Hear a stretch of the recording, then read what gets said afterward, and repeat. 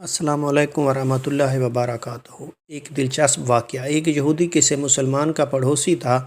اس یہودی کے ساتھ اس کا مسلمان پڑوسی بہت اچھا سلوک کرتا تھا۔ اس مسلمان کی یہ عادت تھی کہ وہ ہر تھوڑی دیر بعد یہ جملہ کہتا تھا: حضرت محمد مصطفیٰ صلی اللہ علیہ وسلم پر درود شریف بھیجنے سے ہر دعا قبول ہوتی ہے اور ہر حاجت اور مراد پوری ہوتی ہے۔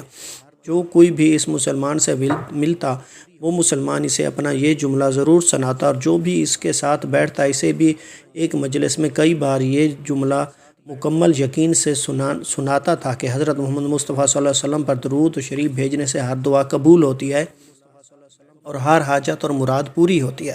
اس مسلمان کا یہ جملہ اس کے دل کا یقین تھا۔ اس نے ایک سازش تیار کی تاکہ اس مسلمان کو ذلیل و رسوا کیا جائے اور درود شریف کی تاثیر پر اس کے یقین کو کمزور کیا جائے اور اس سے یہ جملہ کہنے کی عادت چھڑوائی جائے۔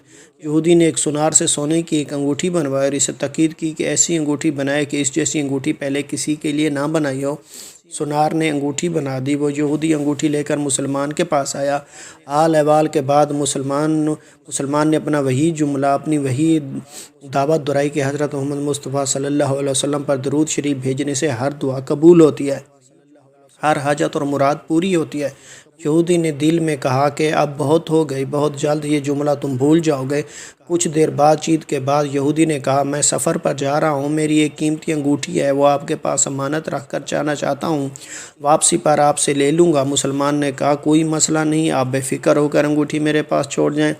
یہودی نے وہ انگوٹھی مسلمان کے حوالے کی، اندازہ لگا لیا کہ مسلمان نے وہ انگوٹھی کہاں رکھی ہے۔ رات کو وہ چھپ کر اس مسلمان کے گھر کودا اور بالآخر انگوٹھی تلاش کر لی اور اپنے ساتھ لے گیا۔ اگلے دن وہ سمندر پر گیا اور ایک کشتی پر بیٹھ کر سمندر کی گہری جگہ پہنچا اور وہاں پر وہ انگوٹھی پھینک دی اور پھر اپنے سفر پر روانہ ہو گیا۔ اس کا خیال تھا کہ جب واپس آؤں گا اور اس مسلمان سے اپنی انگوٹھی مانگوں گا تو وہ نہیں دے سکے گا، تب میں اس پر چوری اور خیانت کا الزام لگا کر خوب چیخوں گا اور اسے ہر جگہ بدنام کروں گا۔ مسلمان جب اپنی اتنی رسوائی دیکھے گا تو اسے خیال ہوگا کہ درود شریف سے کام نہیں بنا اور یوں وہ اپنا جملہ، اپنی دعوت چھوڑ دے گا۔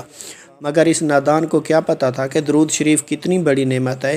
یہودی اگلے دن واپس آ گیا، سیدھا اس مسلمان کے پاس گیا اور جاتے ہی اپنی انگوٹھی طلب کی۔ مسلمان نے کہا: آپ اطمینان سے بیٹھیں، آج درود شریف کی برکت سے میں صبح دعا کر کے شکار کے لیے نکلا تھا تو مجھے ایک بڑی مچھلی ہاتھ لگ گئی۔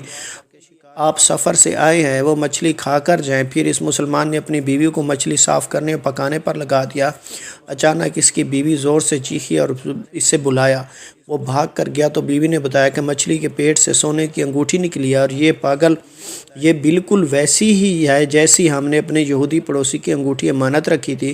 وہ مسلمان جلدی سے اس جگہ گیا جہاں اس نے یہودی کی انگوٹھی رکھی تھی۔ انگوٹھی وہاں موجود نہیں تھی۔ وہ مچھلی کے پیٹ والی انگوٹھی یہودی کے پاس لے آیا اور کہا: حضرت محمد مصطفیٰ صلی اللہ علیہ وسلم پر درود شریف بھیجنے سے ہر دعا قبول ہوتی ہے اور ہر حاجت پوری ہوتی ہے۔ پھر اس نے وہ انگوٹھی یہودی کے ہاتھ پر رکھ دی۔ یہودی کی آنکھیں حیرت سے باہر، رنگ کالا پیلا اور ہونٹ کانپنے لگے۔ اس نے کہا: یہ انگوٹھی کہاں سے ملی؟ مسلمان نے کہا: جہاں ہم نے رکھی تھی وہاں ابھی دیکھی، وہاں تو نہیں ملی، مگر جو مچھلی ہے شکار کی، اس کے پیٹ سے مل گئی ہے۔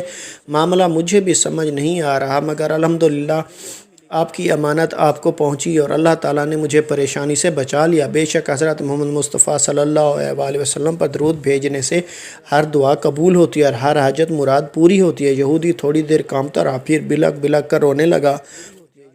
مسلمان اسے حیرانی سے دیکھ رہا تھا۔ یہودی نے کہا: مجھے غسل کی جگہ دے دیں۔ غسل کر کے آیا، فوراً کلمہ طیبہ اور کلمہ شہادت پڑھنے لگا: اشہد ان لا الہ الا اللہ وحدہ لا شریک لہ واشہد ان محمدا عبدہ ورسولہ۔